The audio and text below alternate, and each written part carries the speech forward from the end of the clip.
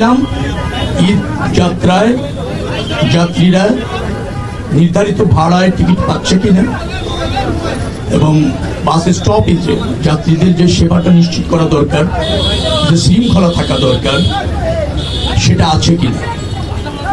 তো আমরা, আমার সাথে প্রতিমন্ত্রী মহোদয় আছেন, ঢাকা উত্তর সিটি কর্পোরেশনের প্রশাসক এখানে আছেন।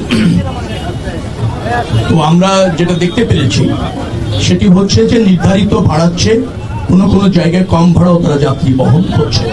কমটা খুব বেশি না, 20-30-50 টাকার মতো কম তারা নিচ্ছে, তবে নির্ধারিত ভাড়ার চেয়ে একটা জায়গাও বেশি ভাড়া তারা নিচ্ছে না।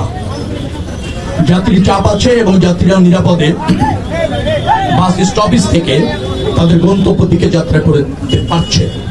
শৃঙ্খলার সাথে বাসগুলি আছে এবং যে বাসটাই আসছে যাত্রীরা অপেক্ষা করছে টিকিট কেটে এবং তারা নিয়মিতভাবে এই স্টেশন ছেড়ে যেতে পারছেন।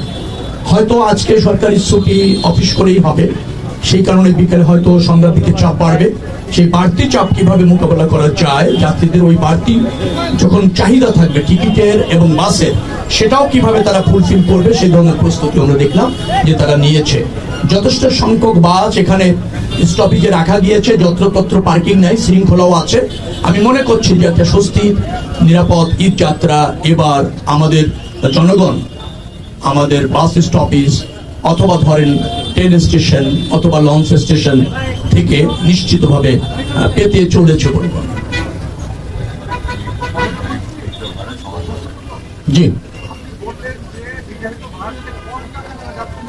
জি,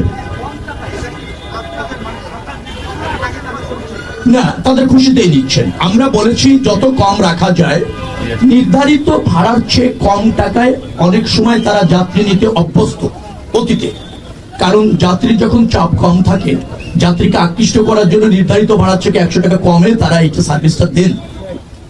এখন তারা যেটা করছেন, অনেকে ওই জায়গায় আছেন যে কমটা নিতেন সেই কমের মধ্যেই আছেন। ধরেন নির্ধারিত ভাড়া 700 টাকা, তারা 600 টাকায় প্যাসেঞ্জার নিতেন, এখন 600 টাকায় নিচ্ছেন। অনেকে 700 টাকা নির্ধারণ ভাড়া হয়তো 700 নিচ্ছেন, কেউ আবার 20 টাকা কম নিয়ে 680 দিচ্ছেন।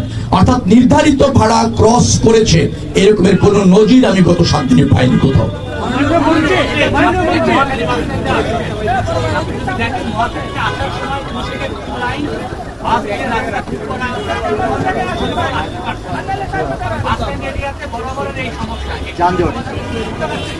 সুযোগটা থাকা উচিত, কিন্তু আমাদের কিছু লিমিটেশন, মানে যে হারে যাত্রী এখান থেকে যাবে, বাসের যে সংখ্যা, সবকিছু এই স্টেশনের মধ্যে সব বাসকে পার্কিং করার সুযোগ দেওয়া যাচ্ছে না। পর্যায়ক্রমে ঢুকছে, একটা বাস ছেড়ে যাচ্ছে আরেকটা বাস ঢুকছে, 10টা বাস ছেড়ে যাচ্ছে 10টা বাস ঢুকছে, এখানে কিছুটা বিড়ম্বনা আছে।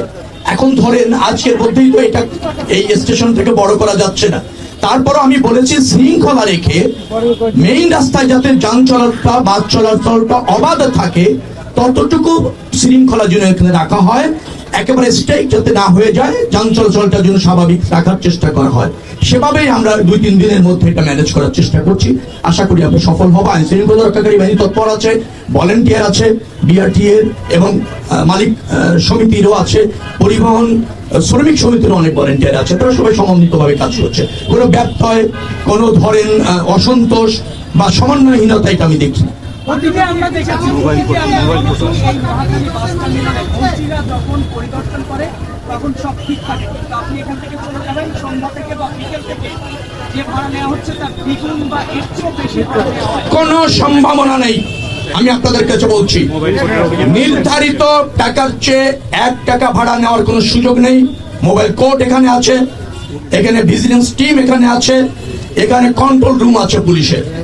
যে কোনো যাত্রী কমপ্লেন করলে তাৎক্ষণিক ব্যবস্থা নেওয়া হবে এবং আমরা 24 ঘন্টা তৎপর আছি। 24 ঘন্টা। আমি আপনাকে একটা উদাহরণ দিই। কালকে আমার কাছে মোবাইল একজন মেসেজ পাঠিয়েছেন, রংপুরে তার কাছে 100 টাকা ভাড়া ক্লেম করা হয়েছে বেশি।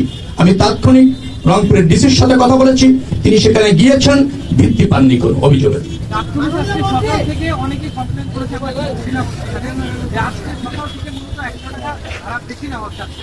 আপনি কি নিশ্চিত এটা নির্ধারিত বাড়াচ্ছে নাকি আগে নেওয়া বাড়াচ্ছে? আমি একটু ক্লিয়ার করি আপনাকে। নির্ধারিত ভাড়া যেটি তার চেয়ে কম ভাড়ায় আমাদের পরিবহনগুলি যাত্রী নিত এবং নিচ্ছে। আগে হয়তো ধরেন নির্ধারিত ভাড়া ছিল 700 টাকা, অনেক সময় প্যাসেঞ্জার না পেলে 500 টাকাও তারা নিয়েছে। এখন 600 টাকা যখন নিচ্ছে, সে মনে করছে আগের চেয়ে 100 টাকা বেশি নিয়েছে। আমি নিশ্চিত এটা নির্ধারিত ভাড়ার চেয়ে বেশি না, আগে নেওয়া ভাড়ার চেয়ে হয়তো 100 টাকা বেশি।